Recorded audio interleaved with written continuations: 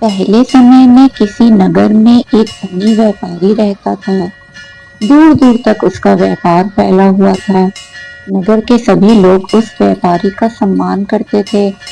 इतना सब कुछ से संपन्न होने के बाद भी वह व्यापारी बहुत दुखी था, क्योंकि उसका कोई पुत्र नहीं था, जिस कारण अपने मृत्यु के पश्चात व्यापार के उत्तराधिकारी की चिंता उसे हमेशा सताती रहती थी।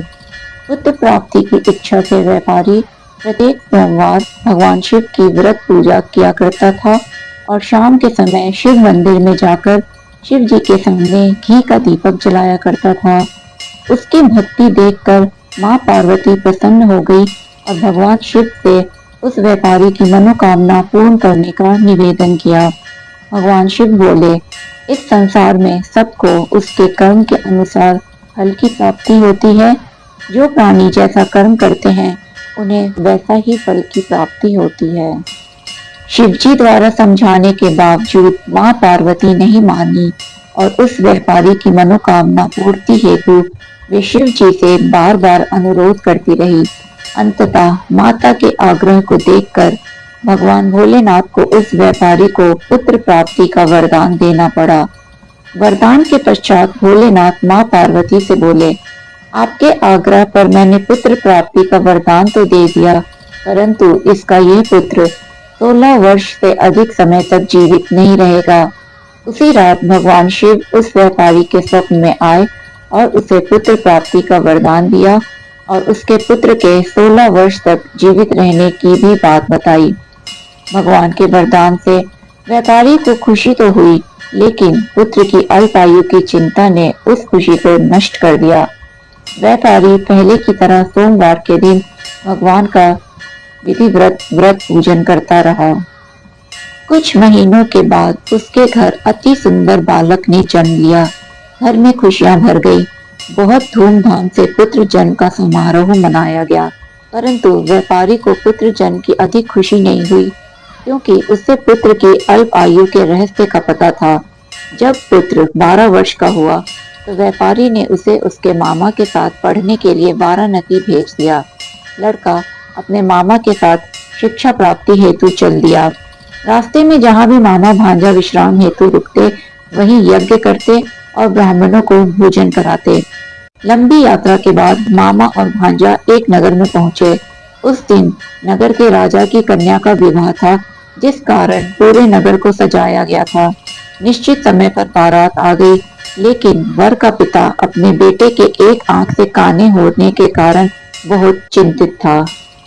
उसे भय था कि इस बात का पता चलने पर कहीं राजा विवाह से इनकार न कर दे, इससे उसकी बदनामी भी होगी।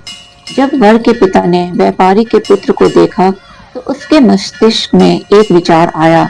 उसने सोचा, क्यों न इस लड़के को दूल्हा बनाकर राजकुमारी से विवाह करा दूं। विवाह के बाद इसको धन देकर विदा कर दूंगा और राजकुमारी को अपने नगर ले जाऊंगा। वर के पिता ने लड़के के मामा से इस संबंध में बात की। मामा ने धन मिलने के लालच में वर के पिता की बात स्वीकार कर ली। लड़के को दूल्हे का वस्त्र पहनाकर राजकुमारी से विवाह करा दिया गया। राजा ने बहुत सारा धन देकर राजकुमारी को विदा किया। शादी के बाद लड़का जब राजकुमारी के साथ लौट रहा था तो वह सच छिपा नहीं सका और उसने राजकुमारी के ओढ़नी पर लिख दिया, राजकुमारी, तुम्हारा विवाह मेरे साथ हुआ था। मैं तो वाराणसी पढ़ने के लिए जा रहा हूँ और अब तुम्हें जिस नवयुवक की पत्नी बनना पड़ेगा वह कान्हा है। जब राजकुमारी ने अपनी ओढ़नी पर लिखा हुआ पढ़ा तो उसने कान्हे लड़के के साथ जाने से इनकार कर दिया। राजा सब बातें जानकर राजकुमारी को महल में रख लिया। उधर लड़का अपने मामा के साथ वाराणसी पहुंच गया और गुरुकुल में पढ़ना शुरू कर दिया। जब उसकी आयु 16 वर्ष की हुई तो उसने यज्ञ किया। यज्ञ के समाप्ति पर ब्राह्मणों को भोजन कराया और खूब अन्न वस्त्र दान किए। रात को वह अपने शयन कक्ष में सो गया। शिव के वरदान के अनुसार शयनावस्था में ही उसके प्राण पखेरु उड़ गए। सूर्योदय पर मामा मृत भांजे को देखकर रोने पीटने लगा। आसपास के लोग भी एकत्र होकर दुख प्रकट करने लगे। लड़के के मामा के रोने विलाप करने के स्वर समीप से गुजरते हुए भगवान शिव और माता पार्वती के कानों में भी पड़े। पार्वती ने भगवान से कहा, प्राणनाथ, मुझे इसके रोने के स्वर सहन नहीं हो रहे। आप इस व्यक्ति के कष्ट को अवश्य दूर करें।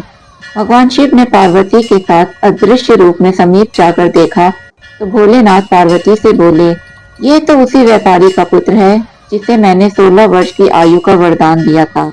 इसकी आयु पूरी हो गई है। माँ पार्वती ने फिर भगवान शिव से निवेदन कर उस बालक को जीवन देने का आग्रह किया। माता पार्वती के आग्रह पर भगवान शिव ने उस लड़के को जीवित होने का वरदान दिया और कुछ ही पल में वह जीवित होकर बैठ गया।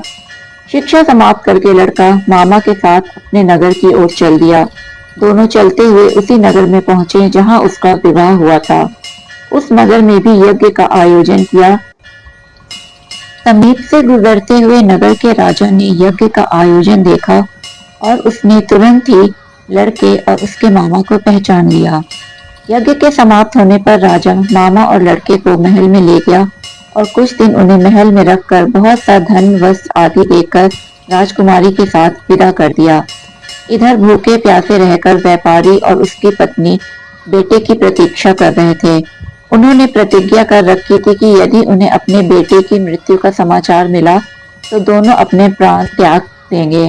परंतु जैसे ही उसने बेटे के जीवित वापस लौटने का समाचार सुना तो वह बहुत प्रसन्न हुआ। वह अपनी पत्नी और मित्रों के साथ नगर के द्वार पर पहुंचा। अपने बेटे के विवाह का समाचार सुनकर पुत्र वधू राजकुमारी को देखकर उसकी खुशी का ठिकाना ना रहा। उसी रात भगवान शिव ने व्यापारी के स्वप्न में आकर कहा, हे श्रेष्ठी, मैंने तेरे सोमवार के व्रत करने और व्रत कथा सुनने से प्रसन्न होकर तेरे पुत्र को लंबी आयु प्रदान की है। पुत्र की लंबी आयु जानकर व्यापारी बहुत प्रसन्न हुआ। सोमवार का व्रत करने से व्यापारी के घर में खुशियां लौट आई। शास्त्रों में लिखा है कि जो स्त्री पुरुष सोमवार का विधि व्रत करते हैं और व्रत कथा सुनते हैं, उनकी सभी इच्छाएं